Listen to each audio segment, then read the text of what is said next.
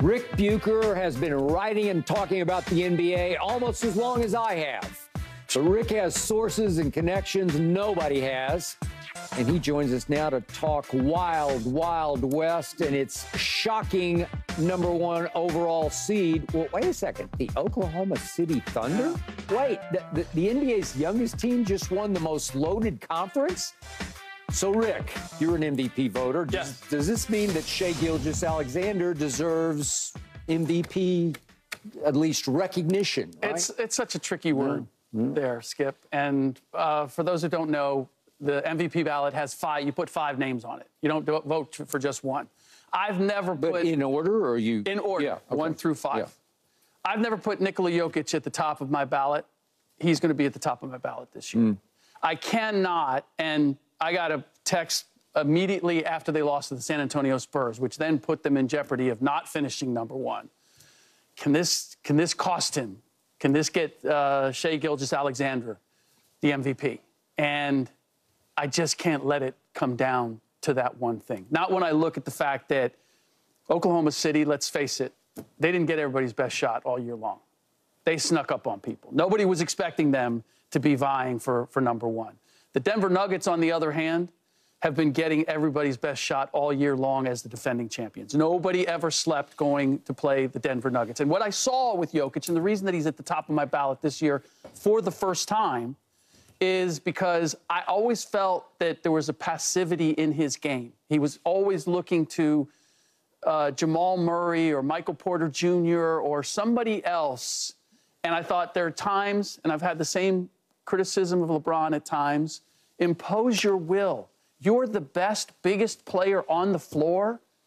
Make them feel that. Yep. And I saw him do that this year consistently for the first time over the course of the year. So I can't look at Oklahoma City eking out the Western Conference regular season title over Denver and say, that's why SGA should be MVP over Jokic.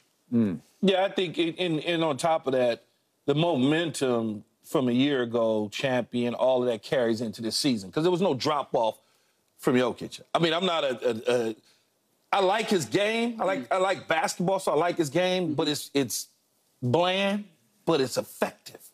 It's much like you say, when you look at it, it's like he didn't, for some people, to oppose his will onto the opponent, but he didn't have to aggressively. Because every time you look up, his box scores at the end of the night says something different than what you actually saw with your eyes. Yeah. So how can you run from that and hide from that? Yeah, he doesn't give you all the splash and all the different... Probably doesn't even... 5 dunks on the year? Yeah. No, maybe 5 dunks on the year? I mean, he's not giving you those sort of things. But like you said about LeBron, he's constantly making the right play. Some people don't like that. They want the star to take over and score all the points and do everything. But part of doing everything is getting the triple-doubles, getting the assists, getting the rebounds, putbacks, easy putbacks. Guys, he's already underneath the board. He's just boom, boom. Nobody can stop that. There's no other player that I've seen this year that is just so unstoppable no matter what they look like other than Joker. So if I had a vote, he would get it, even though he's bland to me. Okay, I hear you. I should disqualify myself. I was born and raised in Oklahoma City, and I still can't even believe they have a pro basketball team in Oklahoma. But we do. By hook or crook. Maybe Seattle should have it, but we do. And yet, I watched this team a whole lot. And SGA looked like an MVP night after night after night. I cannot disagree with your point. People are taking them lightly, at least much lighter than they're taking the Nuggets. There's no target on back. Although about halfway through the season, I think people started to say, wait a second, we got to play against these guys. I agree with that. For them to go, what did they wind up, 57 and 25? 57 and 25 in this conference? It's hard, man. And there is a Jamal Murray, and he was in and out of the lineup, I know, with Joker, but he's an all-star. So you do have a wingman who's a qualified star. Yeah. And in Oklahoma City, you don't yet have that. Maybe somebody's emerging. Maybe Jalen Williams is emerging. Maybe Chet's emerging. Maybe Giddey is emerging. Yeah. Maybe Isaiah Joe is emerging. but you don't have a bona fide number 2 star to buttress him, to back him up when he has an off game. But he doesn't have an off-scoring game. He's going to get you 30 points a night. Is he better than Joker in a vacuum? Would I take Joker over SGA? Sure, I would. He's way better. He's the best player in basketball right now.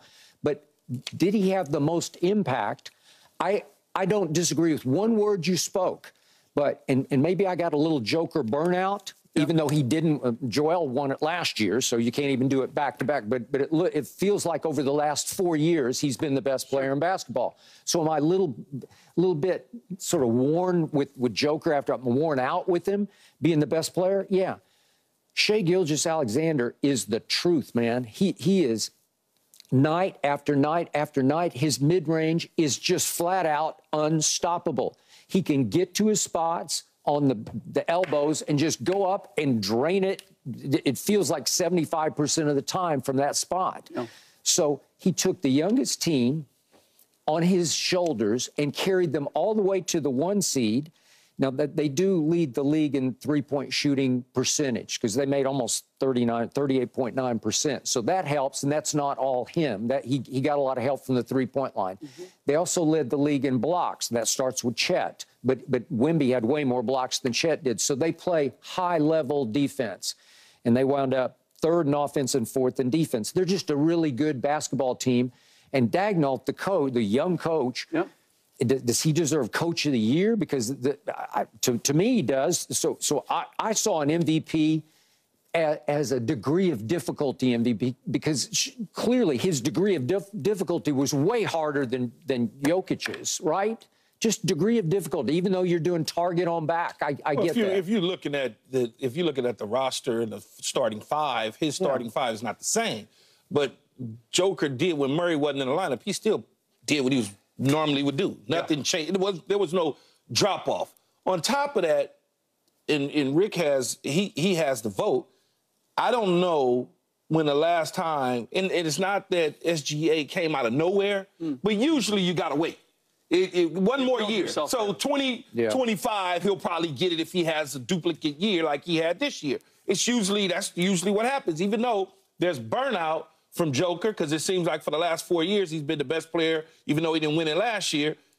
SGA's got to wait. He's got to wait one more year, and then everybody will go, Rick will go, okay. Yeah.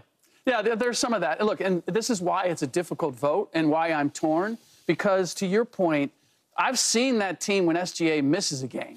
Late in the year he missed 4, and they went. He actually missed a total of 6. So they went 2 and 4 in the games and still managed to win the West. Yeah, but as most valuable, that's where who's the most indispensable? But still, even if I look at that, you take Jokic away, you can have Jamal Murray there. Jokic opens the door. We look at Aaron Gordon and Michael Porter Jr. and all those ancillary players in a different way now. Now, why do we do that? Because of Nikola Jokic. He is the one that has opened the door to all them. And SGA is doing the same thing. But I think we underestimate how good Jalen Williams and Chet Holmgren and that roster actually is. They've been building that for a while. They're young and a little unknown. But, man, they got some talent. They're not going anywhere, that's for sure. Okay. Do you give Oklahoma City a chance to win a single round as the 1 seed?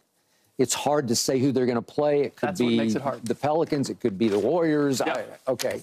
I would say if it's anybody other than the Lakers, because of their size and because Oklahoma City has struggled against size, then I would fully expect that Oklahoma City is going to go forward. Okay. Even with the Warriors, and they've gotten something out of Trace Jackson-Davis, and they're playing a little bit bigger. I just think that Oklahoma City has too much for them. See, veteran teams that know how to play, that won championships, have that pedigree, always scare me against somebody that doesn't know anything.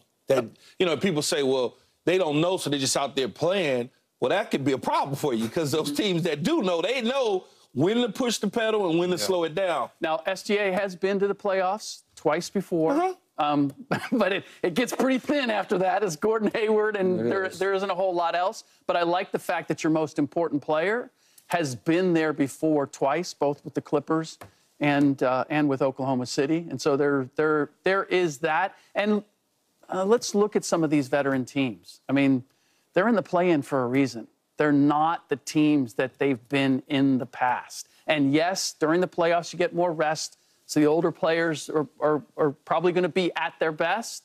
But I think that the older teams, the veteran teams, are a little more vulnerable. See, everybody says that, but when I look at the veteran teams and I look at the back half of the season, that last quarter of the season, them veteran teams was cooking. They had to. Them goals. They had to get there.